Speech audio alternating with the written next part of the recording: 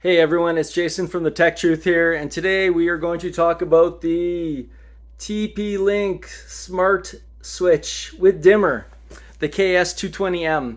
I've had one, or I've had three actually, since they came out I think it's about a year and a half ago now, and been using them in different rooms. One is a mud room, one's a bathroom. Had one in a different kind of closet, that pantry area that we went in and out. Took it out of there, it didn't really work well.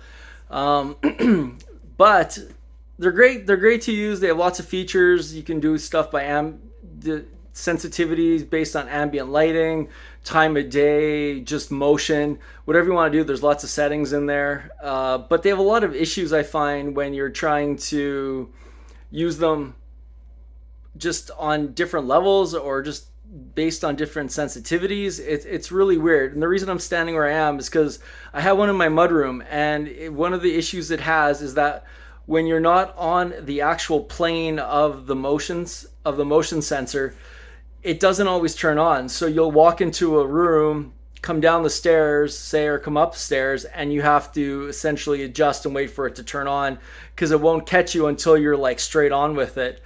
One of the other issues is that if you have little kids, we have one sitting in the washroom because they forget to turn off the light.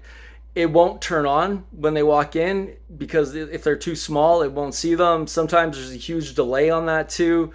I've tried moving the sensitivity up and down on there, and unfortunately, part of the problem with that is that it's either the sensitivity is based on short, medium, or far, not high, low, not high, low, and medium as you would think the sensor would be.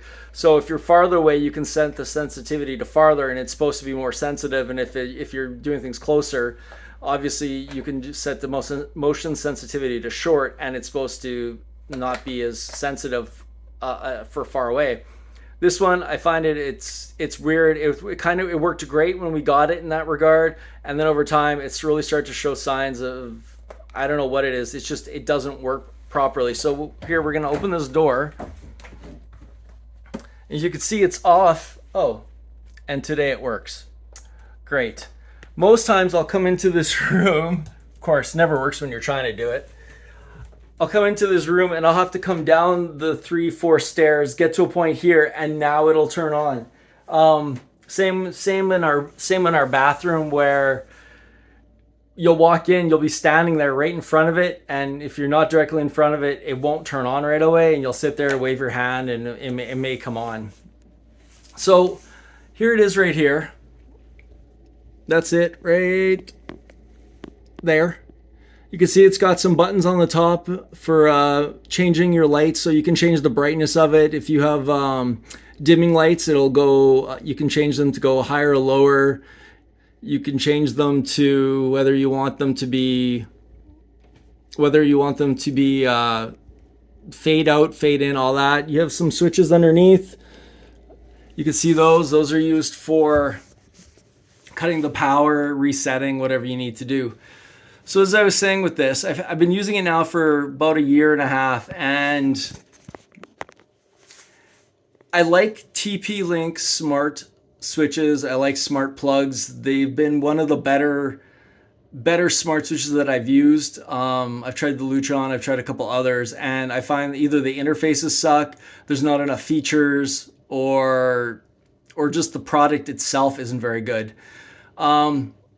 Speaking of product itself, so when I bought these initially, when they first came out, some of the issues were the buttons on the top didn't work. I went through a run of about, I'm assuming they were the same production, 3 of them that I bought, and every single one I ended up sending back to TP-Link, which were really good. I didn't have any problems with the support. They were here within days. I sent them back. It was all prepaid. I didn't have to worry about it, and I got new ones, and everything worked fine in that regard since.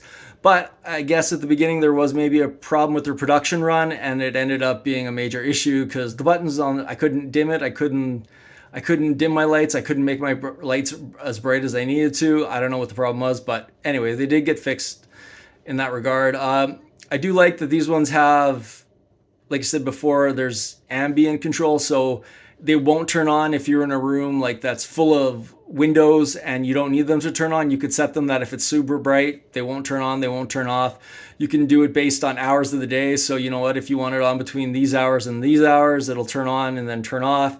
And you can do it based on motion, which is what I do for the most part. And that's where I've been having the most issues, is that it may not, it's a crapshoot on whether it's going to catch it or it's not going to catch it. Lots of times I'll walk into this room and unless I'm right even with that sensor that's on the switch, on the light switch, it just will not catch me. And then so you'll see times where there's a big delay in when your light turns on, or there's a big delay until you're actually like closer to it.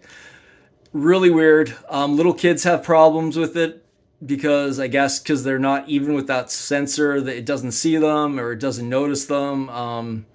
It's really tough, and it's really hard to determine when it's going to work and when it doesn't. All that said, I do use TP-Link smart switches, plugs, everything in my house, so they can't be that bad, right? Overall, it is a decent product compared to whatever else is out there. The Kasa Smart app is great. It's easy to use, really intuitive. Has lots of features that you can change on these. Really good. So overall, I would say this KS220M dimmer switch, so the motion sensing with the dimmer switch on it, works. There's a few kinks that you have to get used to, or just ignore for the most part. But overall, I would buy. I did buy more, so keep that in mind if you're thinking of buying some smart switches and you want the ones with motion, because that's the difference. The other one's is a Kasa Smart Switch 2 right beside it. It does not have motion. It's just a simple, you press it, it turns on, it turns off. You can control it from your phone, no problems. This one I don't have to touch, which is really nice when you're coming into a room, say from outside or whatnot. Overall, if you can get over the few little things with the motion sensing not happening quick enough, or not until you're closer, it is a good switch. Lots of features. Support is great. It's actually 35 Canadian on sale right now, usually 40. Good product. So if you're thinking about those, think about TP-Link. And if you're thinking about motion setting switches, probably overall, you're probably one of the better ones to get out there. All right, this has been Jason the Tech Truth. Thanks. See you next time.